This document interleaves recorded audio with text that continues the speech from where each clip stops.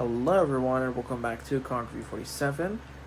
Today we're going to be looking at the new Batman 2025 series, issue number 1. It's been a while since I uploaded. It's been around like 3 years, almost 4 years. But I have been aware of my channel and I haven't forgotten about it. I've just been procrastinating and things have been going on. So I'm back to uploading, at least for this specific video. So anyways. This is a brand new Batman series. This is a very important series for DC Comics because this is a new status quo for Batman. This isn't just any Batman series. This is Batman number 1. According to DC, this is the 4th time we've had a new Batman title. The first one was in the 1940s Batman, 1930s. The second time was the New 52, the third time was in DC Rebirth, and now this is the 4th time we're getting a sort of reboot to the main Batman title. So anyways, we start off, so we get Commissioner Gordon and another officer just kind of relaxed on a typical day. So for context, the reason why Commissioner Gordon is kind of saying like, well, it's Officer Gordon nowadays. So Commissioner Gordon is not actually the police commissioner anymore. That title has been given to Vandal Savage. Vandal Savage, for those of you who don't know, is a DC villain, kind of a sort of a master schemer sort of villain. Maybe you can call him like a B-list character. He's not super famous outside of comics, but he's also famous enough that comic book people know him. He's basically this like super smart and immortal guy. He's been around since like caveman times. So yeah, he's the super smart guy. He's kind of a villain, and now he is the head of the Gotham City Police Department. He's very corrupt. He does things the way a villain does, and he wants to take down Batman and not really help crime, but he wants to enforce it. He's a very corrupt commissioner. So that's kind of where things left off before this series. Another important thing to note is that Batman has been dead for a while. So Batman died, I believe, in the New 52, in Batman issue 50, somewhere around there, so a long time ago. Actually, that's when his arm got cut off, and I think he died at the very end of DC Rebirth, somewhere around there. And if you know comics, whenever a character dies, it's never permanent. They always bring them back eventually, although it's been a while for Alfred, so who knows. So yeah, that's all the context here. So basically, it's a normal day in Gotham. You know, they're having a cup of coffee, and then all of a sudden, Killer Croc comes in, just crashes into a car, and is looking for like some fresh meat, you know? And this time, Killer Croc is a lot more savage, right? He's a lot more monstrous looking. And we get this gorgeous panel of Batman. Now, Jorge Jimenez, the penciler and inker, he really puts his A-game into this. Like, this is like a really cool, I believe it's a 5-point perspective panel. Like, these are really hard to draw, let me tell you. And Batman's new suit is this like blue and gray, kind of more classic cowl. And Batman's here to investigate Killer Croc's cell, because the sort of mystery here is that Killer Croc admitted himself voluntarily into that asylum. So he wasn't there against his will, but he volunteered to put himself in there under supervision from the doctors. And this doctor's new, however, she believes that Killer Croc is a patient that can be redeemed, and she sees more of the human side of him. And Batman is a bit more pessimistic, and he has this view that people don't change. So he kind of tends to say that Killer Croc isn't the human being that he used to be, and he will not change. So it's kind of interesting to see these perspectives, because the writer, Matt Fraction, actually went to Comic-Con this year, and I heard about what he said, what he had planned for Batman.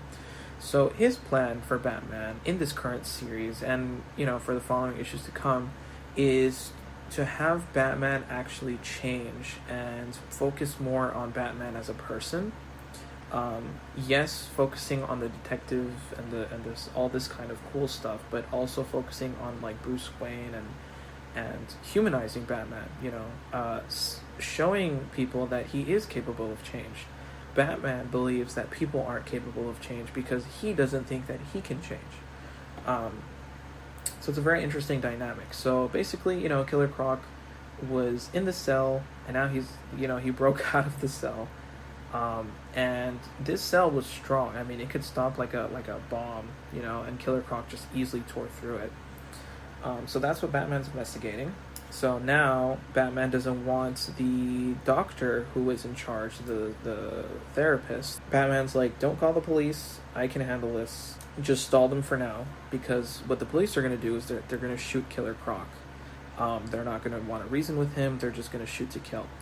And that won't end well for anybody. So Batman has a very strict no killing rule, and that's something that he always sticks by. And the first sort of gadget that we see Batman use is like these cool little goggles when he flies. And that's a reoccurring theme, and the writer has confirmed that he wanted Batman to have like all these cool different gadgets and kind of do more of a show don't tell kind of thing. So yeah, so the first thing he does is he puts on these goggles, he flies across Gotham, and on the top right of this page, beautiful page by the way, it shows that the Batwing, it explains that's a low altitude, low opening flight suit. It's made of a titanographene weave, and the glide ratio is 5:1. So it gives you these like scientific facts about Batman's like gadgets, and it makes it seem more realistic and cool. So yeah, so this story arc is called Batman Vast Colors in the Dark. This is part 1.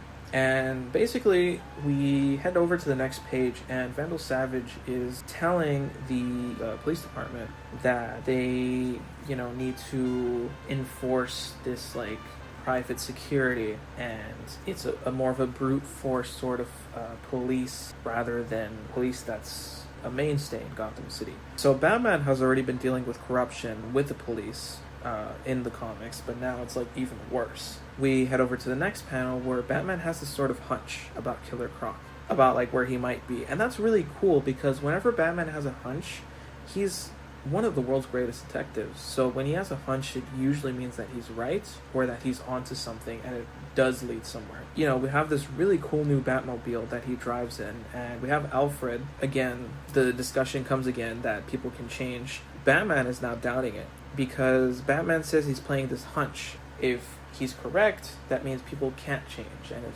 he's incorrect, it means people can. So Batman himself has been put into doubts to see if it's true that people can change or not, because he's been just seeing Gotham get worse and worse, that it's hard for him to believe that people can change anymore.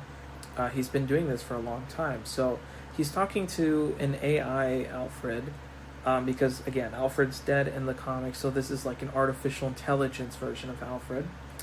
So he's just kind of keeping him company, I guess. And anyways, Batman intercepts a group of thugs, seemingly, I don't know if they're Joker-inspired thugs, but yeah, they're about to hurt these two people, and Batman, he saves these two women, and then they kind of tell him, like, Batman, you're not just gonna leave us here, are you? And he's like, of course not. And he gets the car into, like, this protection mode, and he's like, car, protect these people. So it's a really cool gadget that Batman has. Another cool gadget is Batman's thumb has a sort of purple ultraviolet fluorescent light, and it what catches his eye is this butterfly called a Morphomenellus, and I believe these butterflies actually in real life, I think these are the ones that don't actually portray the color purple. I mean the color blue. Like, they aren't technically blue, it's just kind of an illusion, trick of the light sort of thing. I don't know, it's like their wings have like this kind of ultraviolet light or something like that. So this is an important detail, this butterfly, because this writer, he's very carefully crafting Batman, and he puts things for a reason. So we'll see what the butterflies are about later. Maybe it's just important to this issue specifically, or maybe it has a long-term sort of thing. But yeah, anyways, Batman follows the butterflies, see where they're headed, and it takes him over to where Killer Croc is. And as he's investigating, he even has this new, another tech gadget called a spectral lens that can see all the full spectrums of light, ultraviolet, infrared, X-ray, presumably all the possible ones that he can. So that's a really cool gadget.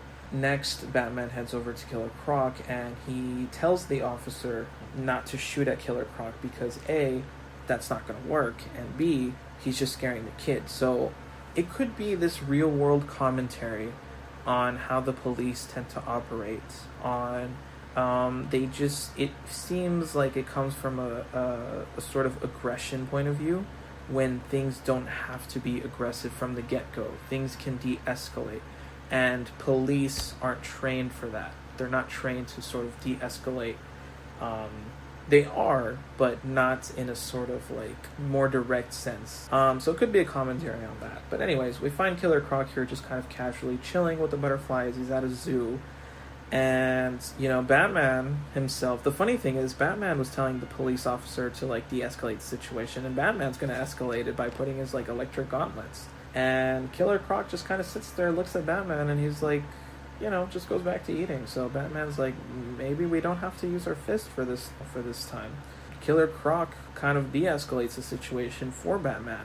He kind of shows Batman that maybe he has changed. And he has this really cool conversation with Killer Croc where Killer Croc is a lot more savage-like because this sort of chemical has altered his brain from what I'm seeing in this comic. And he's a lot more childlike the way he talks.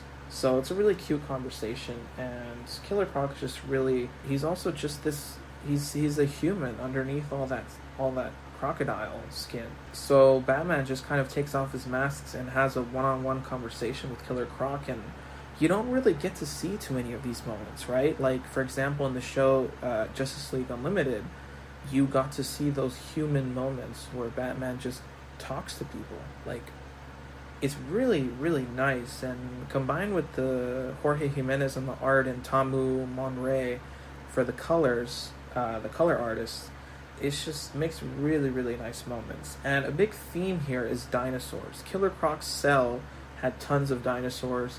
We visit this zoo that has like a giant dinosaur sort of statue in it, and we'll see a dinosaur at the end of this comic. So anyways, Batman talks to Killer Croc, asks him if he's in trouble or anything. Killer Croc just kind of says, well, he ate the zoo. So Killer Croc ate the animals at the zoo here, and I guess he feels like he's probably in trouble for it, and I guess Batman's not too mad about it because it's just kind of his animal instinct. Killer Croc is just casually explaining to him, like, just that his head hurts and it's kind of hard for him to think. And then, the doctors and psychologists catch up to him, to Killer Croc, because Batman ordered the police officer not to call the rest of the police, but rather to gather the therapists so that they can come get Killer Croc and peacefully deal with this. So anyways, Killer Croc, he's picked up by them, and says he's fine, he's got people looking after him now. Killer Croc has a really nice dialogue. He's saying, I'm going home now, I am getting help from these people. And Killer Croc just looks at Batman and he says, what about you? Like, who's helping you out? And Batman says, like, I'm okay, like, I don't need help. Killer Croc just kind of looks at him and he says, well, if you say so. And he gives him this dinosaur. And it's just a really emotional moment, and it really humanizes Batman's villain, Killer Croc, but also shows that even Batman can change, right? Batman, he kind of thinks to himself, well, if Killer Croc can change, maybe I can change too. And he puts this little dinosaur as a souvenir in the Batcave, and he just has it, and there's three panels where he's just staring at that dinosaur. And this is not done unintentionally, when it comes to storyboarding comics, the artists and the writers work together to see the pacing. And these three panels that Batman just stares at the little dinosaur toy and the butterfly on top of it, there's reasons for that. First, it has like an emotional reason, but second of all, this butterfly seems to be a very important theme. And anyways, the last thing that we get into is Robin asking if anyone in the Gotham Police Department is on their side nowadays, and it's just Robin like about to get arrested. And this Robin is Tim Drake, the third Robin, who used to go by Red Robin. So we get Batman and Robin now, so that's great. Issue 2, the cover of issue 2, just so you know, has Batman and Robin on the cover. So, and the very last panel, technically, they kind of say that the Joker's going to be back soon, there's going to be new foes, new enemies, and the police department versus Batman. So, that was a really great and emotional issue, and I can't wait to see more. In an interview with the writer, he talks about how he wanted each individual issue to kind of be its own story, but there's like an overarching story as well. And I think that's kind of the best kind of writing, in my opinion. I really like self-contained issues, but that have an overarching story. So I think that's a really good idea. So I really believe that this new writer, Matt Fraction, really understands the character of Batman and really knows how to write a good story. So I can't wait to see what they have. And yeah, I'm glad that you guys enjoyed this video. Bit of a long one. It is Batman issue 1 and I had to give context. If you enjoyed this video, be sure to leave a like and subscribe. Leave suggestions. This is the first time I think I reviewed just a single issue of a comic. I do want to review like every upcoming issue of this Batman series, hopefully. Anyways, thank you for watching. Leave a comment what you think, and I'll see y'all next time.